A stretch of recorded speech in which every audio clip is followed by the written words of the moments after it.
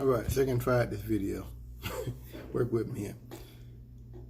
I want to talk for a second about white supremacy, their laws, and how basically I want to talk about what happens when white supremacy breaks all of their rules and norms.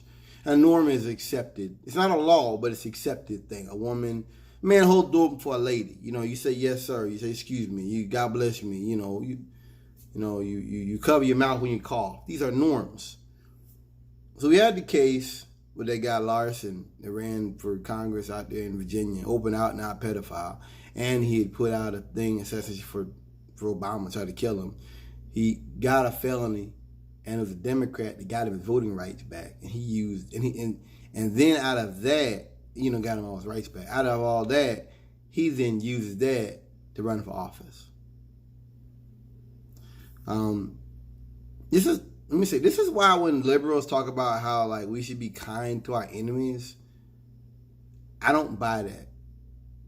I'm sorry, I don't buy that. That by we being kind to them, I don't buy that. I guess it's kind of like how white folks say that with black people, when we get welfare and stuff, that we will abuse it. It's kind of similar, I guess. I don't buy that. You had this guy in North Carolina that was running for office, and they falsified a bunch of voting stuff in 2 different counties. That came out, threw that out. That election was thrown out completely. This GOP guy. These are norms. They're outwardly. You got this guy Mitch McConnell now. He's not going to allow any kind of legislation as far as the protecting the sanctity of voting. You'd think that would be something in a justice in a legitimate political system. You'd want that. Now we've had a couple of cases. You had this guy Juan Ortiz. He's a border patrol agent out there in Texas. Killed four Mexican women. They're calling him a serial killer, and he's facing trial very soon. I had heard about it, and I guess it's continued. Trump may pardon him. That sounds crazy, don't it? It's crazy. There was a show on Criminal Minds years ago. I watched it years ago, where this was a serial killer at the border, but it turned out to be the deputies. They were real racist, but they were murderers. This guy was border patrol, and he wasn't white. I find that interesting. What is it? Life imitates art. Art imitates life. I don't know. So you have that. You have a thing. Let me say it like this. You had these Navy SEALs doing dope cocaine and stuff overseas. That came out. One of them was alleged to have killed a bunch of innocents, shooting women and children in the back. So he shot one of them and walked up and stabbed them, and then Trump was all over that case, just putting in all kind of shit, talking shit. And then they said one of the SEALs, they come in and burn up the courtroom and kill the judge, and then you had and when they started changing their story, I knew right then that the case is done. They've screwed it up. Yeah, they've screwed it up. And then you had this other case where they killed a Green Beret. Now, I don't care anything about that Green Beret. I don't care anything about him or his family. I don't care. This is not coming out of me feeling bad for American veterans. I'm not. After 16 years of war, I don't care about you guys anymore. If you join the military, you get what you deserve.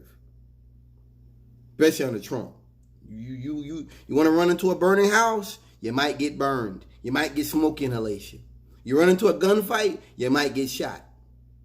Play stupid games, win stupid prizes.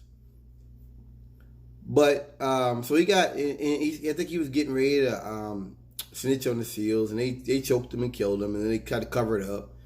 I think they all got 1 year each, 2 years each. They got away with murder. They'll get dishonorable discharge, and they killed this man, and they covered it up. Yeah, and that's what that's what they do when it comes to a veteran. Imagine this is a Malian woman or something that says they get this. I think it's just we're returning to the Vietnam era. They're going forward in technology, but when it comes to white supremacy and imperialism, It hasn't changed. We haven't. We've gotten word. I mean, that's what this stuff shows you. To me, the SEALs are the SS. I play these games and they have these like old documentaries about joining the Navy SEALs. They're the SS to me. If you're talking about raping Navy sailors and all the teams cover it up, you're no better than the SS. You're a force of evil. You're a force of wickedness. You're not serving me. You serve capital. But more importantly, I guess at one time I believed in the whole Navy conduct and all they put out, all this bullcrap. Nah, no, it's all bullshit, man. They don't even believe in it. They don't. You know, it's a shame that girl got raped. I believe her. But the fact they all covered it up, and that's why they were told to leave. And at one time I was thinking maybe they'll do something against the SEALs. No, nothing's going to change. What this is, man, this is white supremacy is in doubt. It's in danger. And they're doing all these, they're going to pull all stops. It's like that show, The Shield. Vic was doing a bunch of crazy shit, but as things got worse, they were like, we don't see this, we don't see that, we don't see that. He didn't really get in trouble until they started doing things that hurt the department directly. And then one of the cops ended up going on the run. They were looking at him, and yeah, that's what it was. It wasn't like they caught him. It's that his team disintegrated. Sean killed one of the other officers, and all the cops kind of they all kind of had an animus with him. And then he went on the run. They were going to kill him, and then the cops were looking for him, and they were in the strike team looking for him at the same time, trying to kill him. You know, that was the end of it. They disintegrated. And that's a lesson of that show.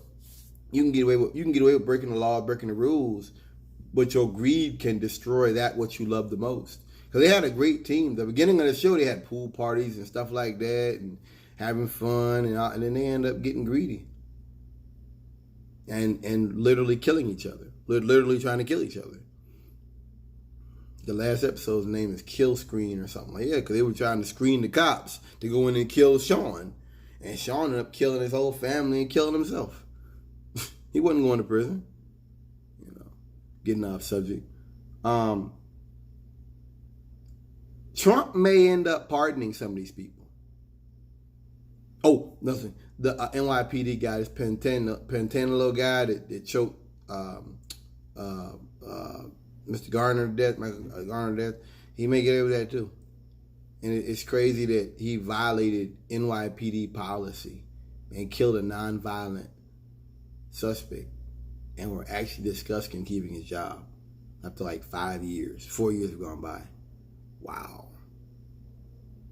This is why we don't trust white supremacy, and we shouldn't. Peace out.